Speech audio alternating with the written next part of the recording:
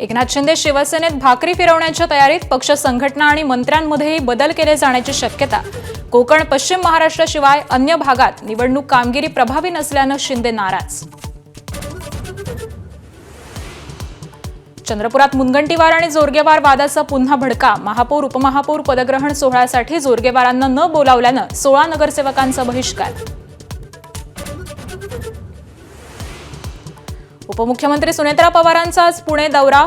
ZP आणि पंचायत समिती निवडणुकीमध्ये विजयी झालेल्या उमेदवारांची घेणार भेट. उपमुख्यमंत्री झाल्यानंतर पहिल्यांदाच कार्यकर्त्यांशी साधणार संवाद.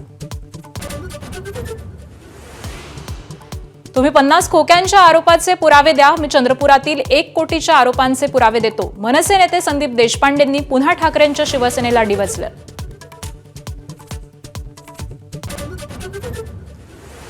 पंतप्रधान कार्यालयाचा पत्ता आजपासून बदलणार. पंतप्रधान नरेंद्र मोदी सेवा तीर्थ कल्याण भवनाच्या कार्यालयाचं करणार उद्घाटन. सेवा तीर्थमध्ये राहणार अर्थ, संरक्षण, आरोग्य आणि शिक्षण खात्यासह अनेक खात्यांची कार्यालये.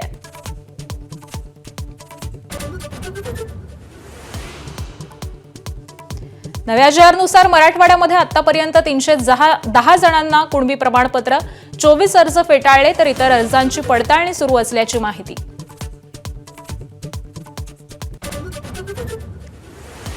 पुण्यातील वारजे परिसरामध्ये सराईत गुन्हेगारांची पोलिसांनी काढली धिंड. ज्या भागामध्ये गुन्हे केले त्याच भागातून काढली परेड.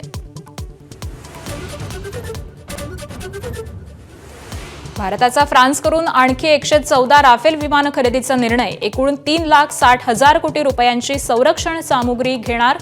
भारताच्या इतिहासातली सर्वात मोठी संरक्षण सामुग्रीची खरेदी ठरणार.